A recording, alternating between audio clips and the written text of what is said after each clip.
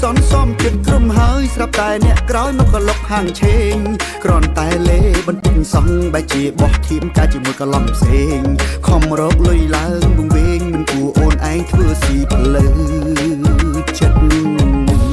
ត្រេត្រោតខ្លួនឯងសោះនឹងមានសិទ្ធអីខឹងតវ៉ានឹងខ្ញុំមកពីបងឯងច្រេមច្រំកុំមកនិយាយឲ្យគេអាណិតទុកពេលឲ្យច្រើនឆ្នាំដែរអូកាឡាហោហើយអ្នកណាទុកចិត្តសង្ស័យចាំមួយជីវិតមិនដឹងការពិតច្បាំងលងឬអត់អូ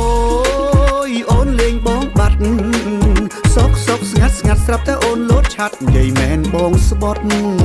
មកពីបងឯងទេខ្ញុំខំចាំដែរច្រើនឆ្នាំឡើងហត់លឺតែអុយឡាត់បើមិនប្រកាសឲ្យអត់ស្លាញ់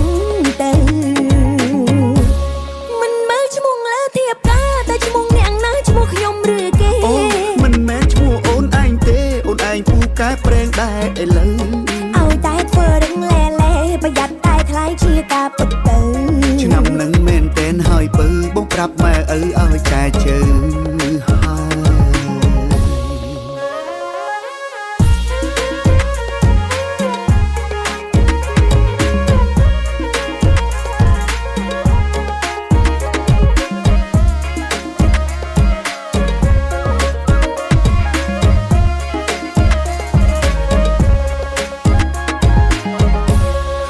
កក់តាំងពីឆ្នាំទៅស្មានអីលើត្រូវឆ្លាស់ដៃធេងលុយសនសំចិត្តក្រុមហើយស្រាប់តែអ្នកក្រោយមកក៏លុកហាងឆេងគ្រាន់តែលេបន្តិចសងបែជាបោះធៀមកាជាមួយកឡំផ្សេងខំរកលុយឡើងវងវែងមិនគួរអូនឯងធ្វើស៊ីភ្លើ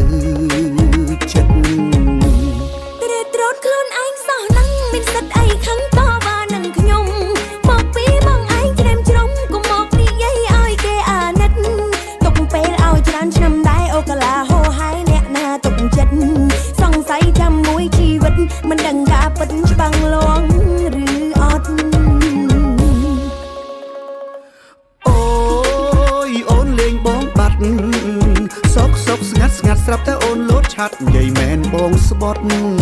មកពីបងឯងទេខ្ញុំខំចាំដែរច្រើនឆ្នាំឡើងហត់លឺតែអុយឡាត់បើមិនប្រកាសឲ្យអត់ស្លាញ់ទេ